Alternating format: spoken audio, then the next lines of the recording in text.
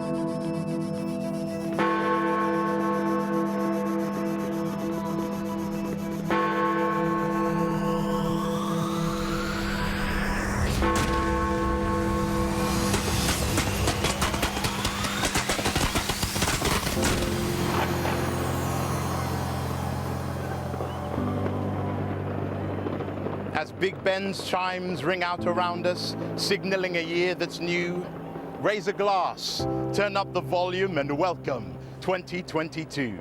And as we share this midnight moment and imagine all that's still to come, let's relish the magnificent things we achieved in 2021.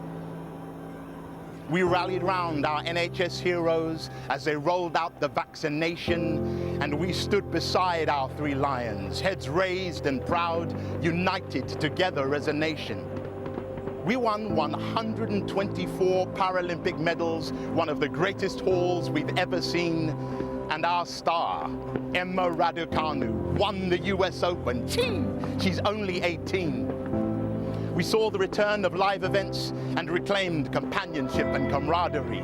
Tom Daley brought home gold and still found time to knit a Cardi. COP26 convened in Glasgow, aspiring to build a world that heals. And Marcus Rashford and his fans gave out 21 million free school meals. This progress punctuates the air tonight, but when all is said and done, this world must keep on turning. So we say goodbye to 21, and within this magic midnight moment, there's only one thing left to do. So come on, let's light the night sky up and journey together into 2022.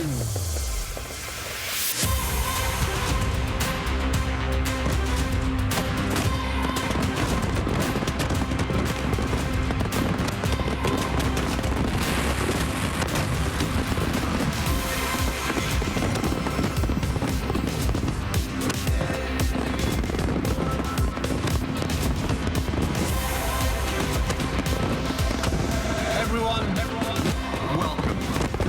خوش آمدید.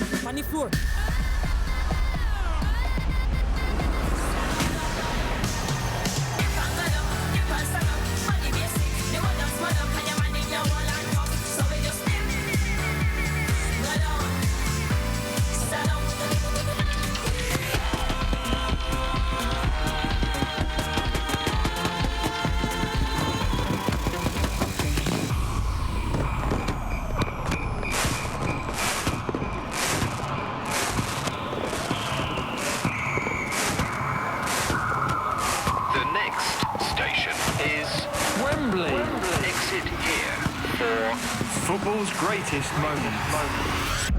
The men did us proud in the Euros last year. Can the women go one better? The players take the knee, united in their stance against racism.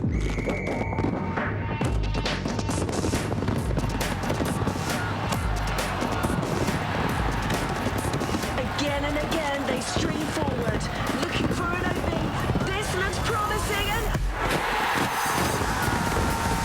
That is brilliant! That is world class! The crowd goes wild. The country goes wild. We hope to see you in London for the UEFA Women's Euros. 2022 will be huge for sport across the UK.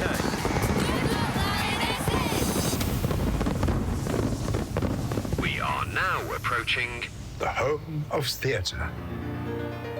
Change here for The power of performance. Change your mind, I'm the first in line. Honey, I'm still free. Take a chance on me.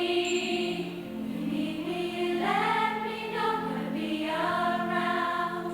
If you got no place to go, you can feel it down. If you're all alone, and the pretty birds have flown, honey, I'm still free. Take a chance on me.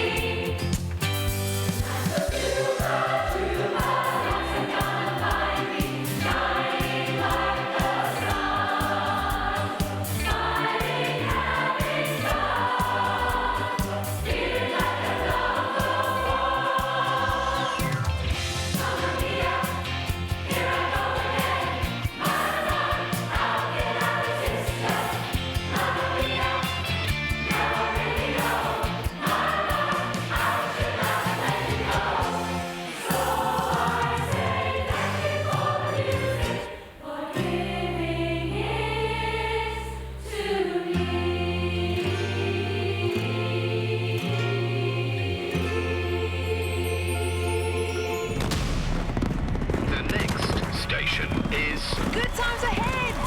exit here. To see the new year in!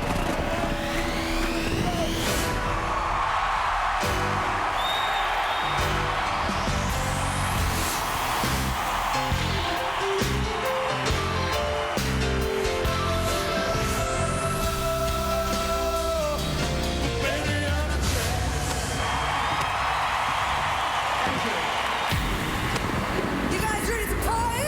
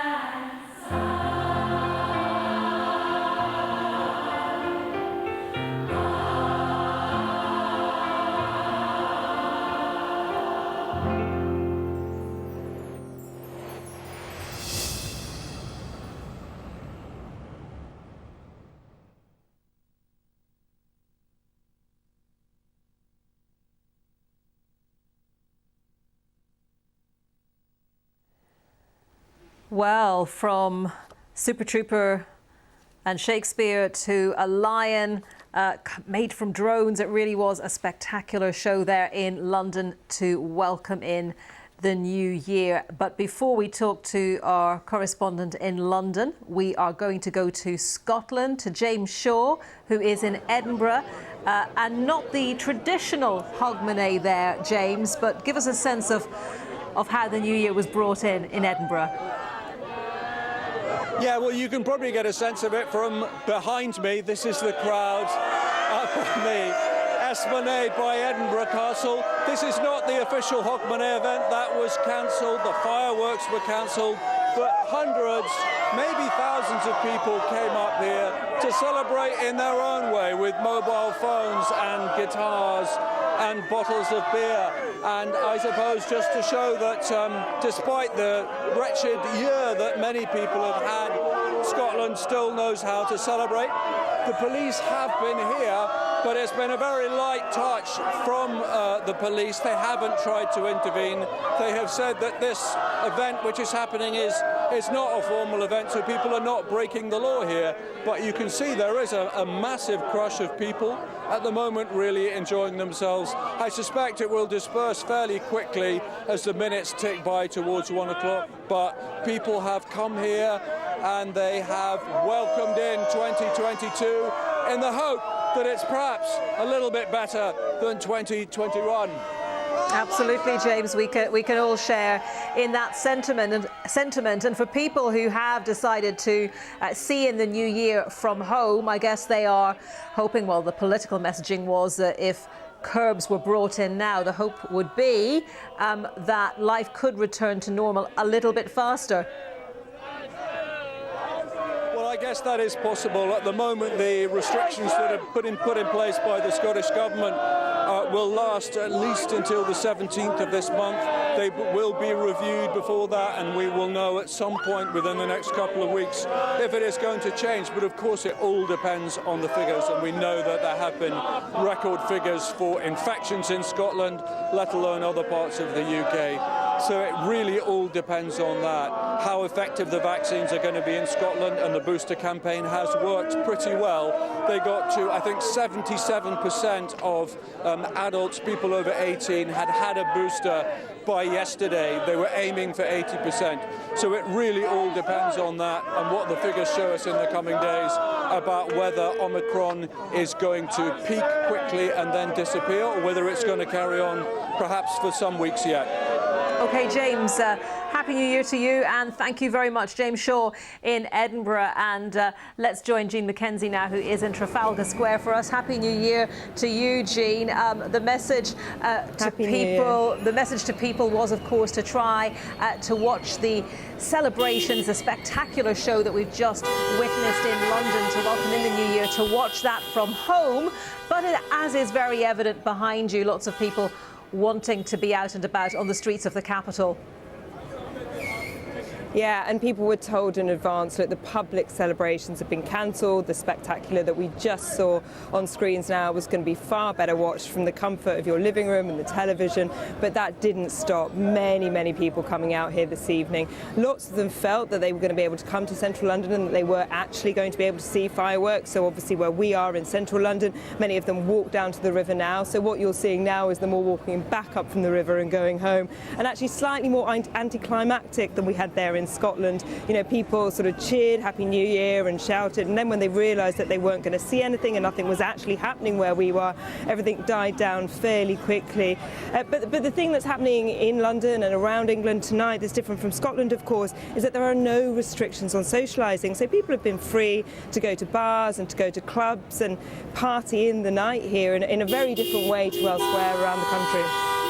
And we have seen, of course, closer to the Welsh and Scottish borders, people have travelled from Wales and Scotland into England because of the fact that there aren't those restrictions which are in place in the other UK nations. Have you come across people who've travelled from elsewhere so that they could be out tonight? So what's been interesting this evening is we haven't actually met anyone here in central London who's come from Wales or come from Scotland, but who we have met is people who've travelled from all across England to be here. So people who've come as far as Liverpool and Leeds to be here in central London tonight for the celebration. Some of them not knowing that there wasn't going to be a public event, but others of them just wanting to be here and wanting to see the new year in. And I think that's what's been interesting. A lot of people here felt that this was a new year that they wanted to celebrate, not because 2020 was this fantastic year that they've been hoping for, but because last year they stayed at home, and this year they feel that they've done everything right. You know, many of them, they've gone to get their vaccines, they've had their boosters, perhaps they've even had coronavirus themselves. And so this now is about looking forward to the year ahead with a little bit more hope. OK, Jean, thank you for that. Jean Mackenzie in central London. Well, we'll bring you more on the New Year's Eve celebrations around the world later in the